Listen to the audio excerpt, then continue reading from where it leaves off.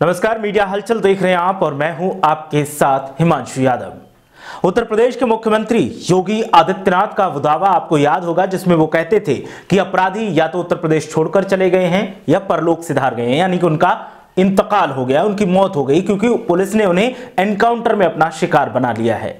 योगी आदित्यनाथ के इस दावे को अगर देखा जाए और उसके बाद ताजा हालातों को देखे जाए तो जमीन आसमान का अंतर नजर आता है। सवाल इस बात का है कि एक के बाद एक आपराधिक मामले सामने आ रहे हैं। अगर योगी आदित्यनाथ के दावे के मुताबिक अपराधी उत्तर प्रदेश छोड़कर फरार हो गए हैं तो फिर यह अपराध अंजाम कौन दे रहा है? क्या योगी आदित्यनाथ के इसके बारे में कोई जानकारी है? क्या योगी आदित्यनाथ इसका कोई जवाब दे सकते हैं? जब ये जवाब मांगे जाते हैं तो फिर डैमेज कंट्रोल की कोशिश की जाती है और कोशिश की जाती है कि अपराधियों का शिकार होने वाला परिवार है जो उसको दबाया जाए, डराया जाए, उनकी आवाज को बंद किया जाए। हाथरस का मामला आपने देखा, बदायूं का मामला आपने देखा और एक बार फिर अब वैसा ही मामला सामने आया है और उन्नाव जिला एक बार फिर सुर्खियों में है। उन्नाव के असोहा थाना क्षेत्र में 3 बहनों के साथ जो हुआ है वो बेहद शर्मनाक है और इसको लेकर के लगातार विरोध की लहर देखने को मिल रही है। विपक्षी दल सरकार को लगातार घेर रहे हैं।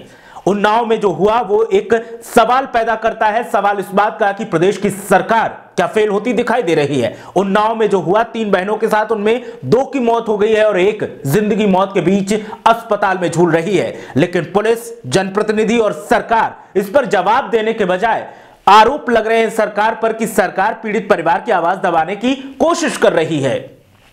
कांग्रेस महासचिव प्रियंका गांधी ने एक पोस्ट किया और उसमें लिखा कि पीड़ित परिवार को सरकार ने नजरबंद कर दिया। उसके बाद पुलिस को सफाई भी देनी पड़ी कि अफवाहें न फैलाई जाए, ऐसा कुछ भी नहीं है। लेकिन सवाल इस बात का है कि ऐसे सवाल उठते क्यों हैं? सत्ताधारी पार्टी एक तरफ दावा करती है कि जो अपराधी हैं वो खत्म हो गए हैं, अपराध खत्म हो गया है, महिलाएं सुरक्षित हैं, और पुलिस के अधिकारी डैमेज कंट्रोल करने की कोशिश करते हैं। पहले लापरवाही करते हैं और उसके बाद फिर पीड़ितों को ही दबाने की कोशिश करते हैं, जैसा हाथरस मामले में देखने को मिला था। बदायूं के मामले में भी देखने को मिला था कि एसएचओ के पास जब पीड़ित परिवार शिकायत लेकर गया था तो उन्होंने उसको माना ही नहीं था और शिकायत नहीं लिखी थी और कह दिया था कि महिला कुएं में गिरने से उसकी मौत हो गई, और बाद में जब खुलासा हुआ तो पुलिस को जवाब देते नहीं मिल रहा था। हाथरस मामले की घटना तो जग जाहिर है, उसमें जिले के प्रशासनिक अधिकारियों से लेकर लखनऊ में बैठे पुलिस के अधिकारियों तक ने बयान दिया था और कहा था कि रेप तो हुआ ही नहीं है। लेकिन बाद में सीबीआई की फाइनल रिपोर्ट आई जिसमें पुष्टि हुई कि रेप हुआ था और उसके बाद अधिकारियों को जवाब देते नहीं बन रहा था। उन्नाव में कुलदीप सेंगर का मामला जब सामने आया था तब से लेकर अब तक योगी सरकार पर एक के बाद एक सवाल उठ रहे हैं और एक बार फिर उन्नाव सुर्खियों में है और उन्नाव के इस मामले को लेकर लगातार सवाल उठ रहे हैं और सरकार से मांग जा रही है कि इस मामले की सीबीआई जांच करवाई जाए।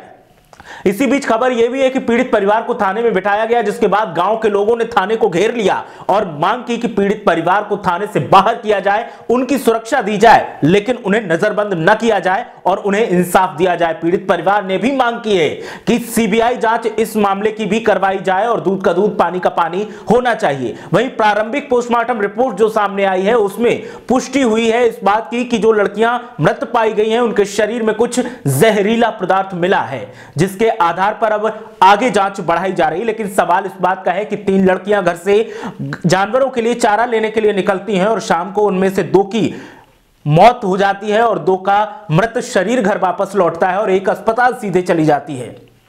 आखिर ये हालात उत्तर प्रदेश में क्यों बनते जा रहे हैं? राम राज का सपना दिखाने वाली बीजेपी के राज में जंगल राज, रावण राज जैसी संज्ञाएं क्यों दी जा रही हैं?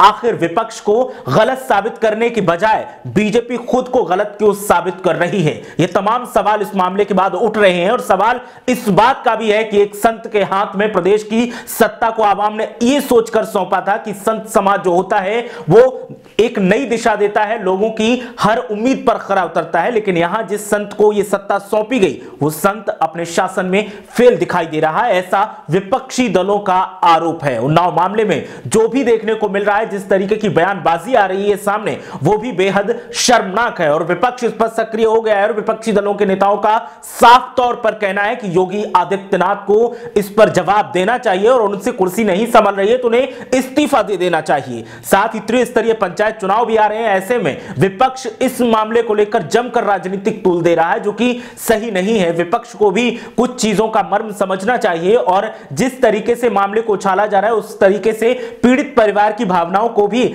आहत किया जा रहा है, उनको भी समझना चाहिए। लेकिन सवाल इसी बात का है कि उत्तर प्रदेश की फजाओं में ऐसा आपराधिक माहौल क्यों बन रहा है कि महिलाएं अब घरों से निकलने में भी डरती हैं और अगर किसी मां बाप की बेटी घर से बाहर जाती है तो उसे भी चिंता सताती रहती है कि आखिर बेटी सुरक्षित घर वापस लौटेगी या नहीं। और यह जिम्मेदारी योगी आदित्यनाथ और बीजेपी की है, जो 56 इंच का सीना चौड़ा करके चुनावी जनसभाओं में छाती ठोक ठोक कर कहती थी कि महिलाओं की सुरक्षाओं को मजबूत किया जाएगा। लेकिन यहां पर बीजेपी की छाती ठोकने की वो दलील फेल होती दिखाई दे रही है।